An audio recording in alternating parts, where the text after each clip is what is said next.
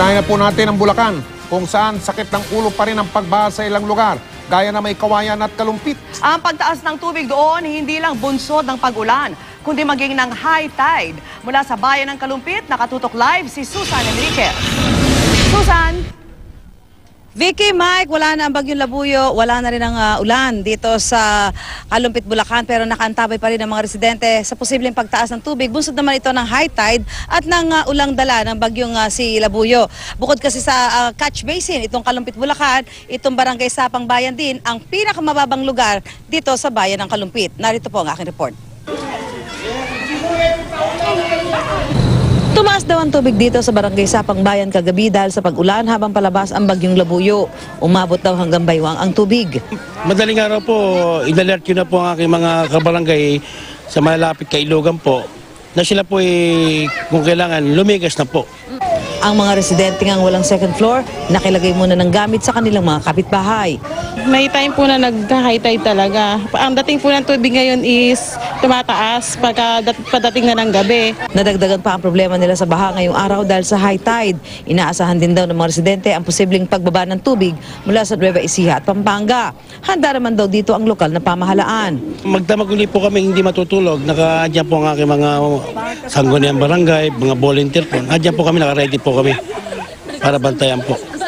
Sa ngayon, 5 barangay sa Kalumpit, Bulacan ang apektado. Sa MacArthur Highway, sa bahagi naman ng may Kawayan, pahirapan ang pagbiyahe kaninang umaga dahil sa baha. Lalong naipit ang mga sasakyan dahil may ginagawang bahagi ng highway. Dagdag perwisyo pa ang isang tumirik na truck. Ilang estudyante napilitang lumusong. Sana walang pasok! Nakabahan na nga po ako ngayon. Opo. Hanggang tuhod din ang baha sa Sambaguita Street sa barangay Saluisoy. Umaalo ng tubig tuwing may dumaraang sasakyan, kaya pinapasok ng tubig ang mga bahay. Ang ilan, naglagay na ng harang na kahoy sa baba ng kanilang gate. Ang baha naman sa Bukawi at Marilao, humupa na. Ang kinatatayo ko ngayon na Vicky ay ang hanging bridge papunta dito sa loob ng Sapang Bayan. Kung makikita mo itong Sapang Bayan Ilog, ang tubig na ito ay nanggagaling dyan sa Pampanga River, pati dyan sa may bahagi ng Nueva Ecija. At nakikita natin medyo mataas pa raw itong tubig na ito, kaya makikita natin yung mga kabahayan pong yan na bahagi po ng barangay Sapang Bayan. Yan po yung mga lugar dito sa Kalumpit, Bulacan kung saan ang tubig. Nung puntahan namin po kanina ay mayroon pang mga hanggang binte, hanggang tuhod pa. No? Kaya po yung iba yung mga nagtaas ng kanilang mga gamit doon sa second floor ng mga bahay. Hanggang ngayon, hindi pa rin nila pinabababa. Kailangan daw lumipas muna ang magdamag na ito at saka pa lamang sila magkakaroon ng peace of mind. Kaya yung mga kababayan natin dito, umaasa na wala ng high tide at hindi na rin na magdadala pa ng maraming ulan itong bagyong Labuyo matapos na ito ay lumabas sa ating bansa. Vicky, Mike? Susan, sa itsura nung tinatayuan mo dyan, buti na lang at mukhang wala naman yatang ganong ulan kung meron man ngayong araw na ito. Susan?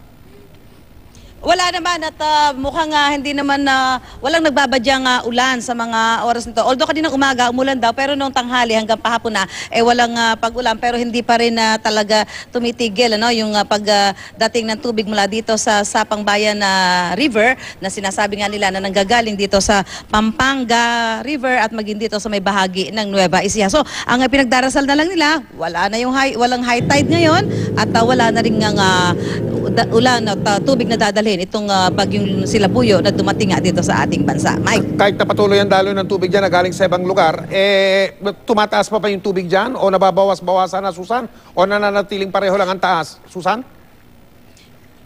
Sinasabi nila mula kagabi medyo may bumaba naman pero hindi pa raw ito yung normal na level kaya kailangan pa nila itong antabayanan hanggang ngayong magdamag dahil usually daw pagka nagkakaroon ng pagtaas ng tubig kapag may high tide yung gabi o kaya naman madaling araw kaya ngayon magdamag ding magbabantay itong mga barangay officials dito sa barangay Sapang Bayan para matiyak na walang kung magkaroon man ng pagtaas ng tubig biglaan may alerto yung kanilang mga kababayan na nakahanda na naman sa mga oras na ito. Mike? Maraming salamat, Susan Enriquez.